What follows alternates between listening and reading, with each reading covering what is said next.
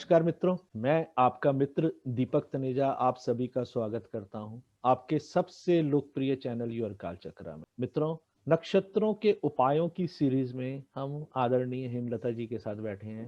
हेमलता जी ने पहले भी उपायों की बहुत बेहतरीन सीरीज चलाई थी और नक्षत्रों के भी अभूतपूर्व उपाय वो दे रही हैं। तो इसी सीरीज में आज कृतिका नक्षत्र के बहुत ही इंपॉर्टेंट उपाय जिनका नक्षत्र है, कृपया नोट डाउन कर लें और इन उपायों के माध्यम से अपनी समस्याओं का समाधान पाएं। तो मैं आप सभी के सहयोग से उनका स्वागत करता हूं। नमस्कार बहन जी, आपका स्वागत है। नमस्कार मेरे सभी व्यूवर्स को।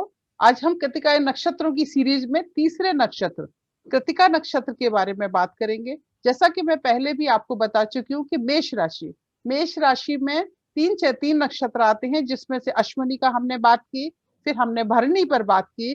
भरणी के बाद फिर तीसरा नक्षत्र जो मेष राशि में पड़ता है वो पड़ता है कृतिका का पहला चरण, और कृतिका के बाकी के जो 3 चरण हैं वो पड़ते हैं वृष राशि में। तो अभी हम जो इसी तरह से इसी के बारे में बात करेंगे, क्योंकि ये वैदिक ज्योतिष का कृतिका नक्षत्र जो है ये एक कहते हैं ना वृषभ राशि तक विस्तारित है। तो ऐसे नक्षत्रों की तो एक तो आपको भी पता है कि ऐसे नक्षत्रों की इंपॉर्टेंस बहुत बढ़ जाती है जिनका के फैलाव 2 राशियों के अंदर हो, यानी पहले वो मेष राशि से लेकर के वृष तक है उनका। और जिनका नक्षत्र का जो प्रतीक के रूप में अगर हम देखें तो एक 6 तारों का समूह सा दिखाई देता है हमको आकाश में, जिसकी आकृति बनती है किसी एक कटाव की तरह, जैसे कोई एक वेपन होता है ना, हथियार जो किसी को काटने वाला, टाइप ऑफ फरसा कह सकते हो, टाइप ऑफ उस तरह कह सकते हो, या कोई तलवार के रूप में हम उसको सोच सकते हैं। तो इसीलिए इसका कृतिका का अर्थ भी रखा गया है, वह जो काटता है, यानी ऐसा हथियार जिसके साथ हम, तो इसके अंदर वही प्रवृत्ति भी आ जाती है।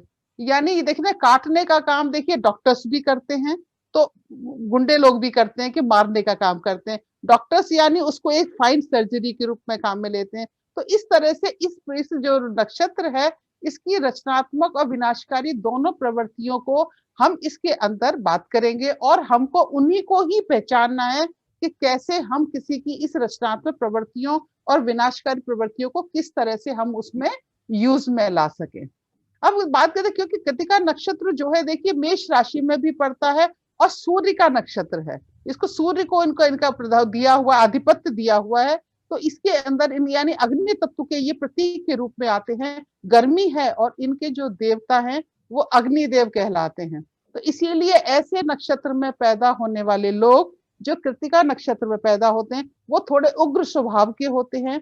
बट लेकिन यहाँ पर फिर मैं डिफाइन करूंगी दोनों को, कि जो अगर देखिए कृतिका नक्षत्र के अगर प्रथम चरण में पैदा होते हैं, यानी प्रथम चरण में अगर वो पैदा हुए हैं तो वो मंगल की मेष राशि में होंगे। तो यानी उनका आधिपत्य किसके पास, उनके पास प्रभाव किसका आ गया, मंगल का आ गया, सूर्य का आ गया। और क्योंकि जो प्रथम चरण है वहां पर वो नवांश किसका आता है, धनु का नवांश आता है। तो एक तरह से मंगल, सूर्य और बृहस्पति तीनों का प्रभाव उस प्रथम चरण के कृतिका नक्षत्र में पैदा हुए जातकों के अंदर आता है। तो ऐसे लोग बहुत साहसी, बहुत कहते हैं ना एनर्जेटिक होते हैं, और बहुत ही ज्यादा ऐसे लोगों का जो है, क्योंकि उनके अंदर नॉलेज बहुत होती है, और लग्न पंचम और नवम का काल पुरुष की कुंडली के अनुसार लग्न पंचम और नवम का संबंध बन जाता है। तो कहने का पर्पस है ऐसे लोग बहुत स्पिरिचुअल भी होते हैं, बहुत ज्यादा साहसिक, इंटेलिजेंट, और इनके अंदर कहते हैं ना शासन करने की प्रवृत्ति होती है। और ये लोग अपने कहते हैं ना इनको बस सुनना पसंद नहीं है, इनके अंदर गर्मी होती है। तो इनके इन चीजों का हम यूज कर सकते हैं किसमें, जैसे ऐसे बच्चे जो कि अगर आपको पता चल जाए आप फौज में भेज सकते हो, आप पुलिस में भेज सकते हो अगर बच्चा आपका बहुत अच्छा पढ़ने में है और इस तरह की प्रवृत्ति है। तो हमको इस तरह की, और अगर हमारा बच्चा थोड़ा सा स्लो है, यानी सूर्य की, बृहस्पति की और मंगल की स्थिति अगर ठीक नहीं है, उनकी पोजीशन थोड़ी ठीक नहीं है, तो बच्चा अगर एजुकेशन में नहीं आ रहा तो आप उनको उससे संबंधित काम करा सकते हो। काम जैसे कि उस तरह, यानी उनको कोई पार्लर खुरब जैसे होता है ना, जो जेंट्सों के बाल काटने वाला वो हो गया, या सुनार वाले काम हो गए, यानी काटने वाले काम जहां पर कि वेपन का काम होता है। तो उस वेपन से संबंधित कामों को भी हम उनको उस तरीके से करवा सकते हैं। तो ये इस तरह की सोच के साथ है। फिर आता है कि जो दूसरे बच्चे यानी दूसरे चरण में पैदा हुए, दूसरा चरण अब कहां पर आया, दूसरा चरण आया शुक्र की वृष राशि में। अब यहाँ पर मंगल का प्रभाव खत्म हो गया, शुक्र का आ गया। शुक्र का मंगल का मतलब है एनर्जी, ताकत, और इस शुक्र का मतलब है रचनात्मकता, सृजनता, किसी चीज को बनाना, सॉफ्टनेस, कलात्मकता, कलात्मक आर्टिस्टिक हो जाएंगे, तो वहां पर थोड़ा स्त्रोचित गुण आ जाएंगे। तो वहां पर शुक्र का संबंध आ गया, सूर्य का संबंध आ गया, और दूसरा चरण होने से नवांश कौन सा हो गया, मकर नवांश हो गया हमारा। तो मकर नवांश हो जाने से फिर वो ऐसे बच्चे जो है, क्योंकि मकर नवांश की वजह से शनि का भी प्रभाव आ गया, तो शनि, शुक्र और सूर्य का प्रभाव आने से ऐसे लोग थोड़े कहते हैं ना साइंटिफिक सोच वाले हो जाते हैं, थोड़े स्टेबल हो जाते हैं, ठहराव होता है उनके अंदर, और उनके अंदर काम करने की लगन होती है। तो ऐसे लोगों को ये सर्जन भी अच्छे हो सकते हैं, क्योंकि शुक्र का संबंध भी आ रहा है और एक आर्टिस्टिक हैंड भी है, एक आर्टिस्ट कला करने वाले लोग हैं, तो उस तरह की प्रवृत्ति भी इनके अंदर हो जाती है। तो ये है दूसरे चरण के लोगों का प्रभाव। अब इसके बाद तीसरा अगर हम जब लेती हूँ, तो तीसरा चरण आता है, तीसरे चरण के लोग। तीसरे चरण में किसका हो गया, तीसरा चरण पड़ता है हमारा, सूर्य का प्रभाव आ गया, शुक्र का प्रभाव आ गया, और तीसरा चरण होने से वो तीसरा चरण हमारा किस में जाके पड़ेगा, वो कुंभ नवांश में पड़ेगा। कुंभ नवांश हो गया, तो कुंभ नवांश यानी, तो कुंभ नवांश की वजह से फिर शनि का ही प्रभाव आ गया। तो ये लोग जो है, क्योंकि कुंभ एक बहुत कहते हैं ना बहुत स्पिरिचुअल राशि है, बहुत एक काल पुरुष की 11th हाउस की भी राशि है। तो ऐसे लोग जो है शनि के प्रभाव की वजह से उनके अंदर मानवता बहुत होती है, भविष्य के प्रति बहुत ज्यादा उनकी आती है, और वो पुरानी चीजों के शौकीन भी बहुत होते हैं। पुरानी प्राचीन जो होती है ना, प्राचीन चीजें उनके साथ होती है, और कर्तव्य होती है, और थोड़ा पैसे का भी गंभीर होते हैं थोड़े, और पैसे कमाने की थोड़ी चाहत भी होती है, क्योंकि वो काल पुरुष के 11th हाउस की राशि से भी जोड़ रहा है, यानी लग्न का संबंध और सेकंड हाउस का संबंध, यानी वो उसमें तीसरे दूसरे चरण में आया है। तीसरे में तो हमारा सेकंड हाउस भी हमारा धन भाव का है, और काल पुरुष की कुंडली में वो 11th हाउस भी है, तो यानी सेकंड हाउस और 11th हाउस का संबंध हमारे तीसरे चरण से जब बन रहा है, तो ये लोग पैसे कमाने की चाहत भी इनके अंदर बढ़ जाती है, और ये एक अच्छा कहते हैं ना, इनके पास एक स्ट्रॉन्ग पैसा भी अच्छा होता है, और इनकी सोच भी बहुत अच्छी होती है, और ये होते हैं एक्चुअल में रचनात्मक कार्य करने वाले लोग। तो ये तीसरे चरण के लोगों की विशेषता हो गई। इसके साथ फिर आता है चौथा चरण। देखिए चौथे चरण में फिर वही वृष राशि में आ रहा है।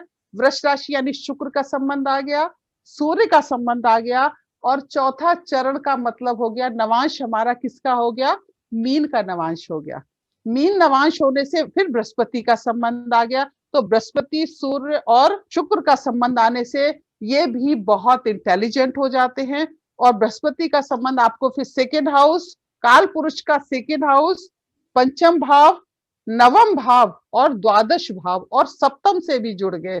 तो यहाँ पर अब आपको थोड़ा ध्यान रखना है कि वो किस तरह से बिहेव करेगा, यानी सप्तम का भी संबंध जुड़ रहा है, तो यहाँ पर और मीन राशि का भी संबंध आ रहा है। तो अगर ऐसे बच्चों को उनके ऊपर थोड़ी पेरेंटिंग ध्यान से देखा जाए, क्योंकि ये बहुत कोमल होते हैं, बहुत सुंदर शरीर के होते हैं, धर्म में भी रुचि होती है, और इनका पालन पोषण करने के टाइम पर थोड़ा ध्यान रखना होता है कि सप्तम का और 12th का संबंध आने से अगर शुक्र या बृहस्पति पीड़ित है, तो ये बच्चे गलत संगतों में भी जा सकते हैं। तो यहाँ पर हमको इनको देख करके इस तरह से हमें अगर काम करना है। ये तो बताया मैंने आपको इनकी नेचर के हिसाब से, लेकिन जब हम नक्षत्रों की बात फिर कहते हैं कि जी हमें क्या करना है, तो मैं यहाँ पर बता रही हूँ कि आपको एक तो ये हुआ कि पेरेंटिंग के रूप में लिया, इसके बाद इसके लिए क्योंकि हमारा प्रभाव जो है गूलर होता है, गूलर का एक वृक्ष होता है, हमें उस गूलर के वृक्ष को जितना ज्यादा, अगर किसी का ये नक्षत्र पीड़ित है तो हमें गूलर के वृक्षों को ज्यादा से ज्यादा मात्रा में लगवाना चाहिए, क्योंकि गूलर का वृक्ष जो है वो एक जो है पंच पल्लव के रूप में भी आता है। गूलर के वृक्ष की 5 चीजें, यानी उसकी फल भी, उसकी डालियां भी, उसके पत्ते भी, उसकी जड़ भी, ये सभी औषधि के रूप में काम में लिए जाते हैं। तो आप जितना ज्यादा गूलर के वृक्ष का पौधा लगाएंगे और उसको अपने या तो अपने घर के पास भी लगाएं और बच्चे से बोले या जिसको भी पीड़ा हो रही है उस पौधे की सेवा करें और उसका जितना ज्यादा यूज करेंगे अच्छे से अच्छे ढंग से तो वो भी आपको उससे शांति मिलेगी।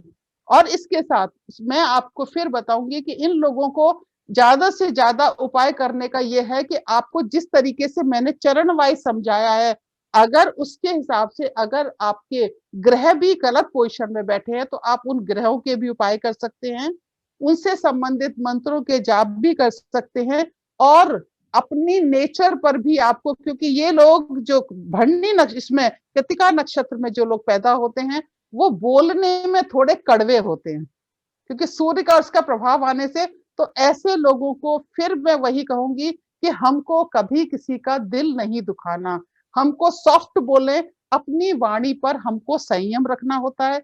इन लोगों को कभी इधर से उधर बात चुगली करने की भी आदत होती है, तो थोड़ा उसका भी ध्यान रखें कि हम इस तरह की बातें न करें क्योंकि इनको करने से भी हमारा गुरु खराब होता है, हमारा सूर्य खराब होता है। तो हमें उन आदतों से भी बचना चाहिए कि मैंने आज इसके लिए कुछ कहा, पीछे से कुछ कहा, ये भी एक गलत तरीका है। तो हमको अपने नेचर पर, अपने बिहेवियर पर भी कंट्रोल करना चाहिए। इसके साथ ही फिर मेन तो आता है क्योंकि ये हमारे गले को, हमारे सर को, हमारी आंखों को और इसको भी ये प्रॉब्लम देता है।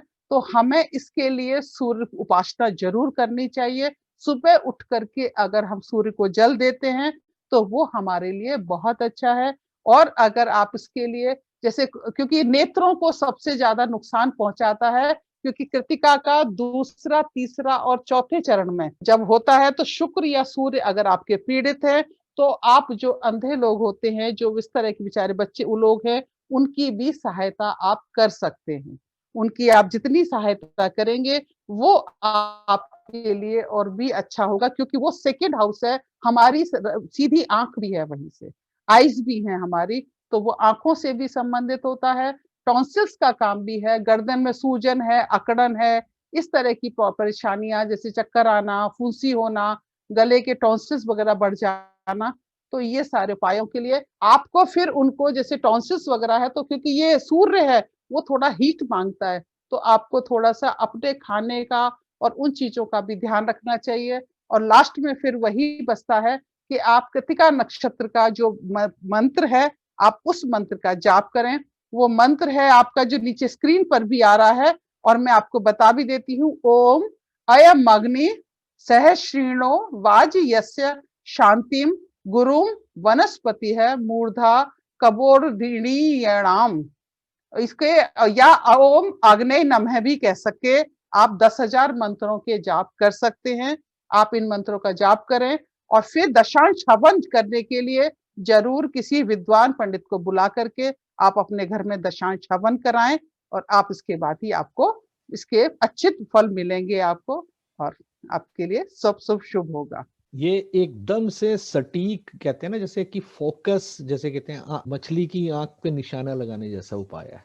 मान लीजिए किसी का कृतिका नक्षत्र से संबंधित समस्याएं चल रही हैं और उसको समझ नहीं आ रहा कि राशि की वजह से हो रहा है, ग्रह की वजह से हो रहा है, कि भाव की वजह से हो रहा है या नक्षत्र की वजह से हो रहा है। अगर नक्षत्र की पूजा कर ली जाए तो मानसिक रूप से इंसान को, जो कृतिका नक्षत्र वाले हैं, उनको बहुत लाभ होगा। तो इसी के साथ इस बहुत अच्छे वीडियो के लिए बहुत बहुत धन्यवाद, आभार। और सभी से मेरा आग्रह रहेगा, हेमलता जी बहुत अच्छी इंसान, बहुत अच्छी टीचर और एक बहुत अच्छी ज्योतिषाचार्य हैं, जिनको किसी भी प्रकार से उनसे कोई बातचीत करनी हो तो वो डायरेक्टली उनको संपर्क कर सकते हैं। उनका मोबाइल नंबर यहाँ। नमस्कार, धन्यवाद।